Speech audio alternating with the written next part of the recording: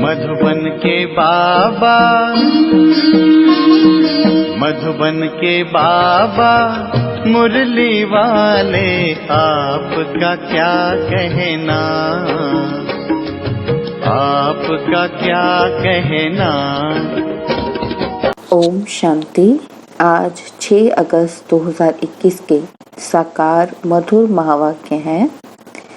आज मीठे मीठे बाप दादा बोले, मीठे बच्चे रोज अपने आप से पूछो कि मैं आत्मा कितना शुद्ध बना हूँ। जितना शुद्ध बनेंगे उतना खुशी रहेगी, सेवा करने का उमंग आएगा।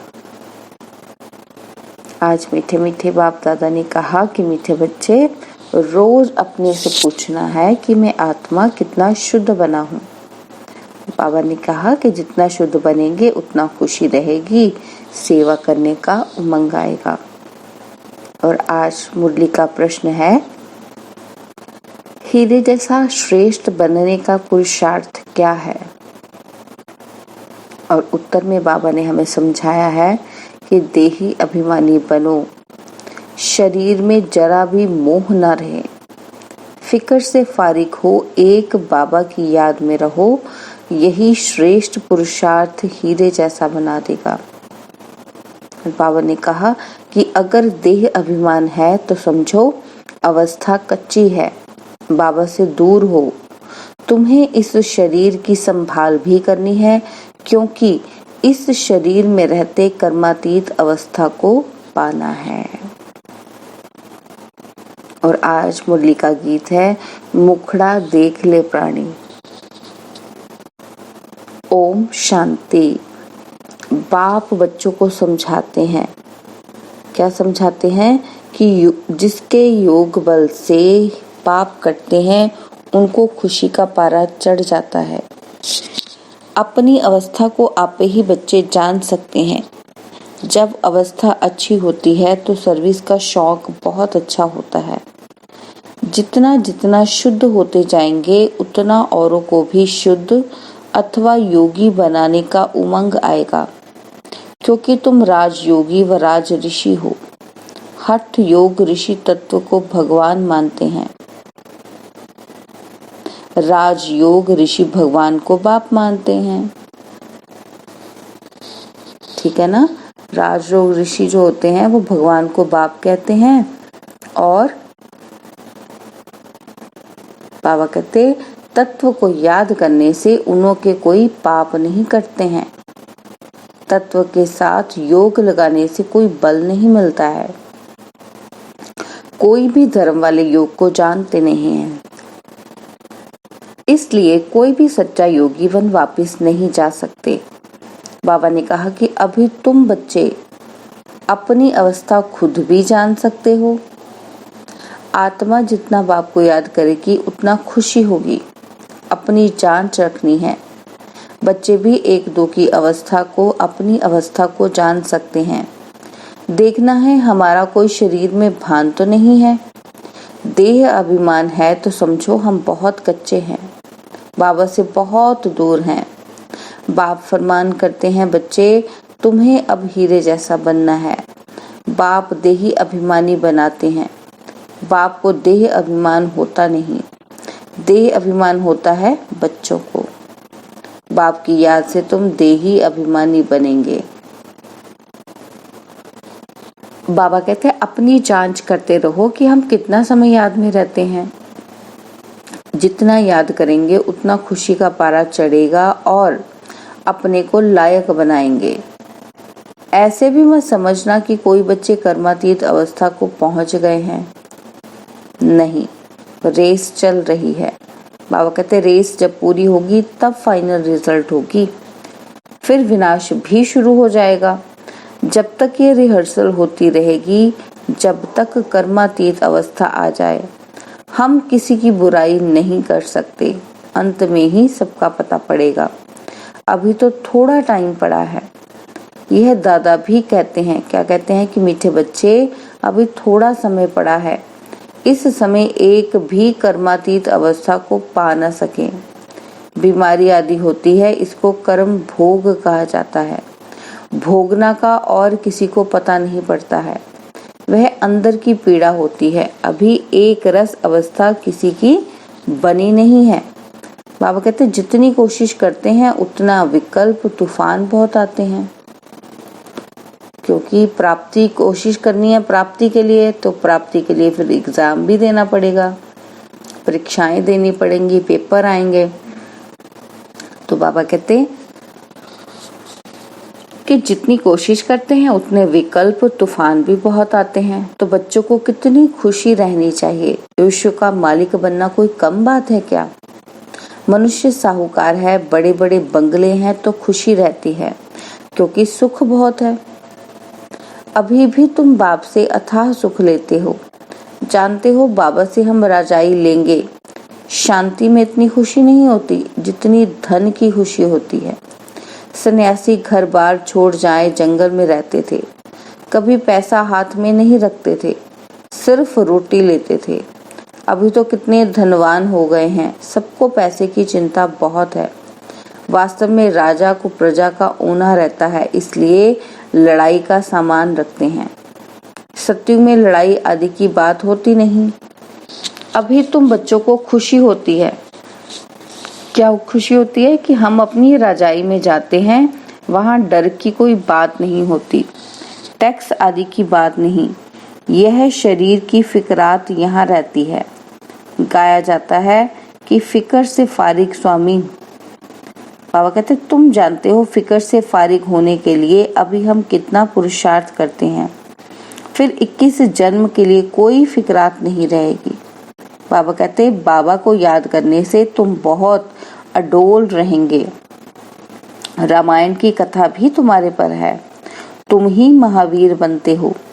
आत्मा कहती है हमको रावण हिला नहीं सकता, वह अवस्था पिछाड़ी को आएगी। अभी तो कोई भी हिल जाएंगे। बाबा कहते फिक्रात रहेगी। जब विश्व में लड़ाई लगेगी तब समझेंगे कि अब टाइम आ गया है। जितना बाप को याद करने का पुरुषार्थ करेंगे उतना फायदा होगा। पुरुषार्थ करने का अभी ही समय है, फिर तो विनाश की धूमधाम होगी। अभी तो शरीर में भी मोह रहता है ना। बाबा खुद कहते हैं शरीर की संभाल रखो, अंतिम शरीर है, इसमें ही पुरुषार्थ कर कर्मातीत अवस्था को पाना है। जीते रहेंगे, बाप को याद करते रहेंगे। बाप समझाते हैं बच्चे जीते रहो, जितना जिएंगे उतना बाप को याद कर ऊंच वर्षा लेंगे। अभी तुम्हारी कमाई होती रहती है।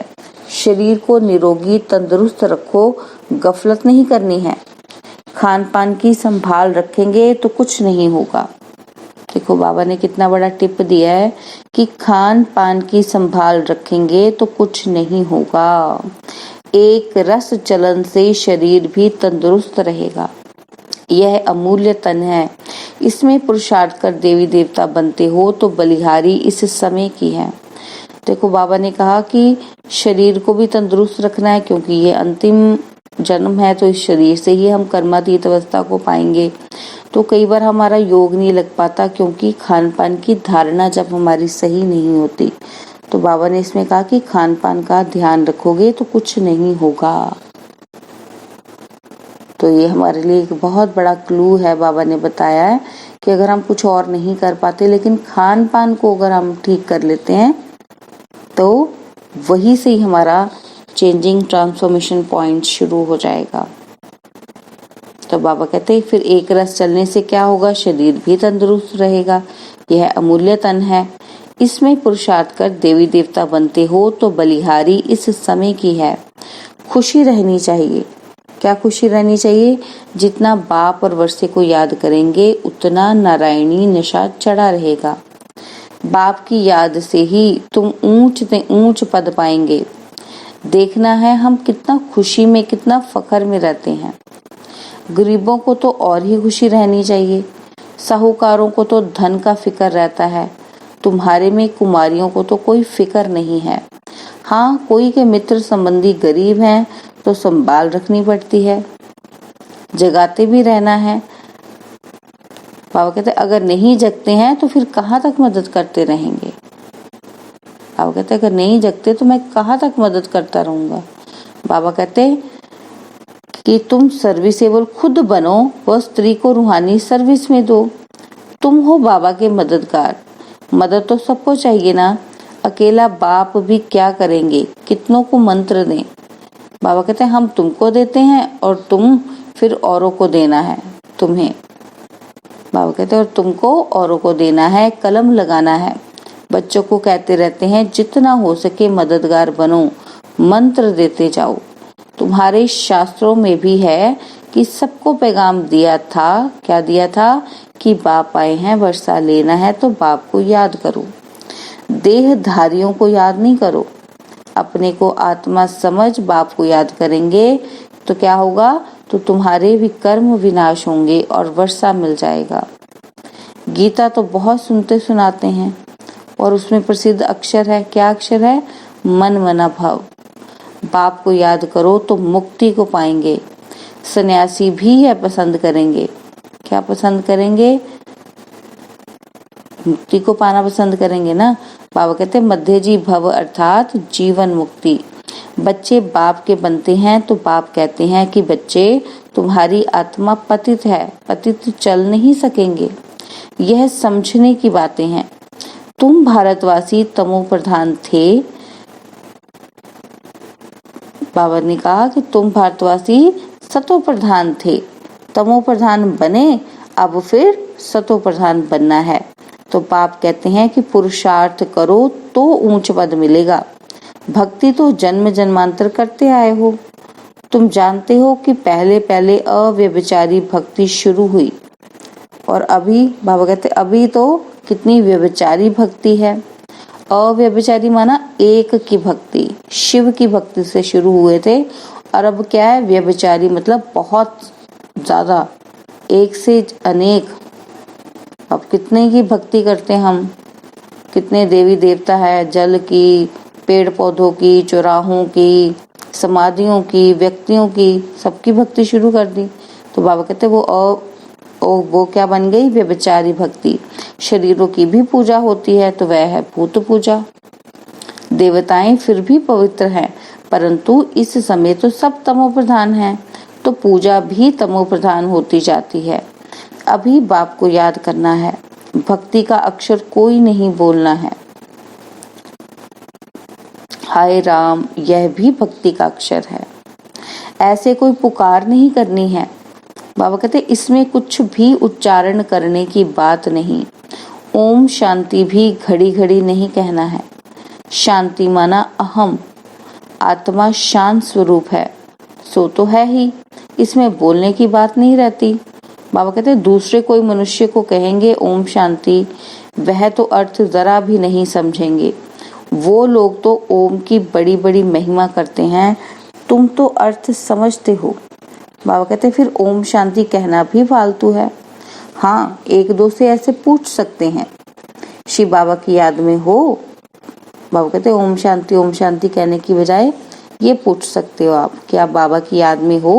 बाबा कहते जैसे हम भी बच्ची से पूछते हैं कि यह किसका श्रृंगार करती हो, तो बाबा बता रहे कि मैं भी ऐसे पूछता हूँ, तो बोलती है शिव बाबा के रथ का। वह शिव बाबा का रथ है ना, जैसे हुसैन का रथ होता है ना। बाबा कहते घोड़े को श्रृंगार करते हैं, घोड़े का अर्थ नहीं समझते हैं। धर्म स्थापन करने वाले जो आते हैं उनकी आत्माएं पवित्र होती हैं। बाबा ने इसमें घोड़े का श्रृंगार माना शरीर का बोला है, जैसे बाबा ने घोड़ा किसको कहा, ब्रह्मातन को। तो बाबा ने कहा कि धर्म स्थापन करने वाले जो आते हैं उनकी आत्माएं पवित्र होती हैं। पुरानी पतित आत्मा धर्म स्थापन कर न सके, पवित्र आत्मा ही करे कि धर्म स्थापन।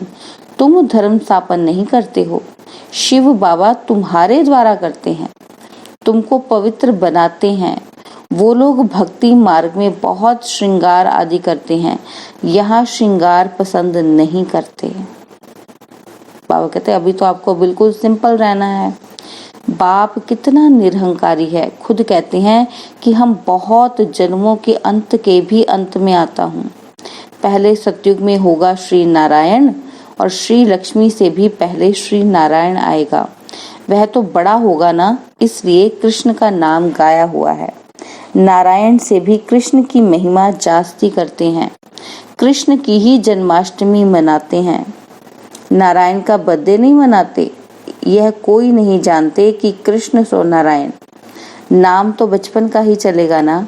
फलाने ने जन्म लिया, उसका बर्थडे मनाते हैं, इसलिए कृष्ण का ही मनाते हैं, नारायण का किसी को पता ही नहीं। पहले पहले शिव जयंती, फिर है कृष्ण जयंती, फिर राम की। शिव के साथ गीता का भी जन्म होता है। शिव बाबा आते ही हैं बहुत जन्मों के अंत के जन्म में। बुजुर्ग अनुभवी रथ में ही आते हैं। कितना अच्छा समझाया हुआ है, तो भी किसी की बुद्धि में नहीं आता। बाप कहते हैं यह ज्ञान प्राय लोप हो जाता है। जब मैं आकर सुनाऊं तब तुम भी सुना सकते हो। पहले तो बाबा कहते हैं जब मैं आऊंगा तभी तो तुम सुनोगे, और सुनोगे तो फिर सुनाओगे भी।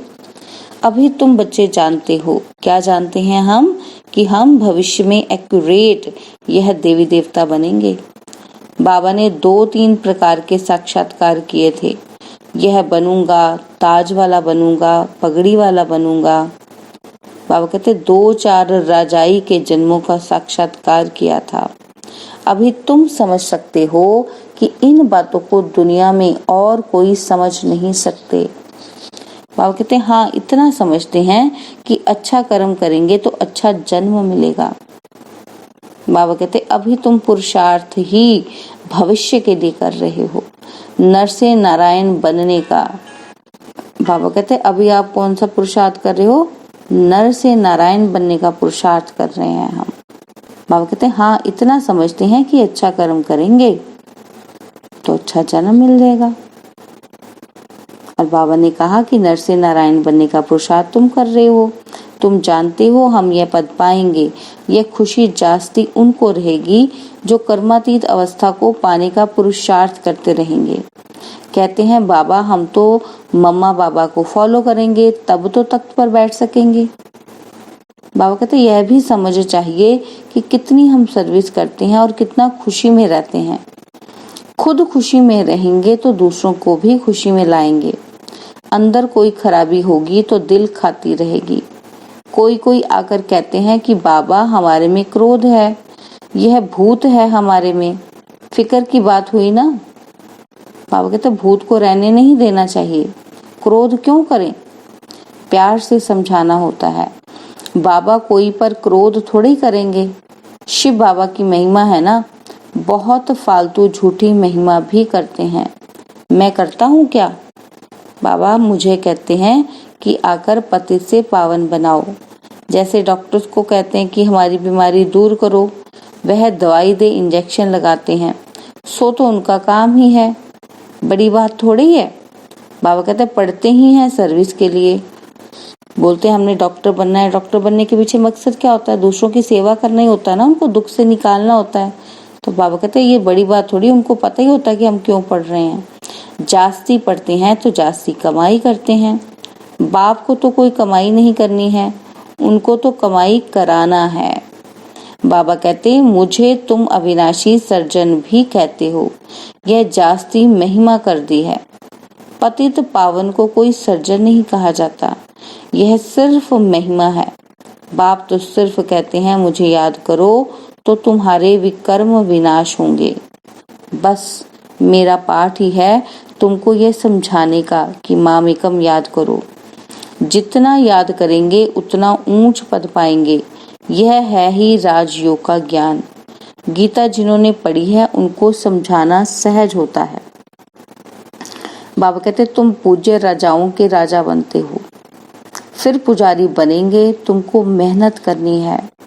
तुम विश्व को पवित्र बनाते हो। बाबा कहते कितना भारी मर्तबा है। तुम सब अंगुली देते हो कलयुगी पहाड़ को पलटाने के लिए, बाकी पहाड़ आदि कुछ भी नहीं है। अब तुम जानते हो नई दुनिया आनी है, इसलिए राजयोग जरूर सीखना है। बाप ही आकर सिखलाते हैं, सतो प्रधान बनना है। जो कल्प पहले बने होंगे उनको समझाने से जचेगा, उनको लगेगा कि बात तो ठीक कहते हैं। बरोबर बाप ने कहा था कि मन मना भव, अक्षर संस्कृत है, बाप तो हिंदी में कहते हैं कि मुझे याद करो। अभी तुम समझते हो हम कितने ऊंच धर्म ऊंच कर्म वाले थे। तब तो गायन है कि 16 कला, अब फिर ऐसा बनना है। कैसे थे हम? 16 कला संपूर्ण थे। तो बाबा कहते हैं फिर से ऐसा बनना है। अपने को देखना है कि कहाँ तक हम सतो प्रधान बने हैं, पावन बने हैं, कहाँ तक नरकवासियों को स्वर्गवासी बनाने की सेवा करते हैं। अच्छा, मीठे मीठे सिकिलदे बच्चों प्रति माता पिता बाप दादा का याद प्यार और गुड मॉर्निंग। रूहानी बाप की रूहानी बच्चों को नमस्ते। हम रूहानी बच्चों की रूहानी बाप दादाजी को दिलवा जान सिकवा प्रेम से नमस्ते। ओम शांति। प्यारे बाबा, मीठे बाबा, मेरे बाबा, शुक्रिया बाबा, शुक्रिया बाबा, शुक्रिया बाबा। धारणा के लिए मुख्य सार है। पहला पॉइंट है बाप समान निरहंकारी बनना है। इस शरीर की संभाल करते हुए शिव बाबा को याद करना है। रूहानी सर्विस में बाप का मददगार बनना है। और सेकंड पॉइंट है अंदर में कोई भी भूत को रहने नहीं देना है। कभी किसी पर क्रोध नहीं करना है। सबसे बहुत प्यार से चलना है। माता पिता को फॉलो कर तख्त नशीन बनना है। और बाबा ने आज हमें वरदान दिया है सहन शक्ति की विशेषता द्वारा दूसरे के संस्कारों को परिवर्तन करने वाले दृढ़ संकल्पधारी भव। सहन शक्ति की विशेषता द्वारा दूसरे के संस्कारों को परिवर्तन करने वाले दृढ़ संकल्पधारी भव। जैसे ब्रह्मा बाप ने ज्ञानी और अज्ञानी आत्माओं द्वारा इंसल्ट सहन कर उसे परिवर्तन किया, तो फॉलो फादर करो। इसके लिए अपने संकल्पों में सिर्फ दृढ़ता को धारण करो। यह नहीं सोचो कि कहाँ तक होगा। सिर्फ थोड़ा पहले लगता है कि कैसे होगा, कहाँ तक सहन करेंगे। लेकिन अगर आपके लिए कोई कुछ बोलता भी है तो आप चुप रहो, सहन कर लो, तो वह भी बदल जाएगा। सिर्फ दिल शिकस्त नहीं बनो। स्लोगन है संगम पर सहन कर लेना, झुक जाना, यही सबसे बड़ी महानता है। ओम शांति। मैनू सारे पुछदे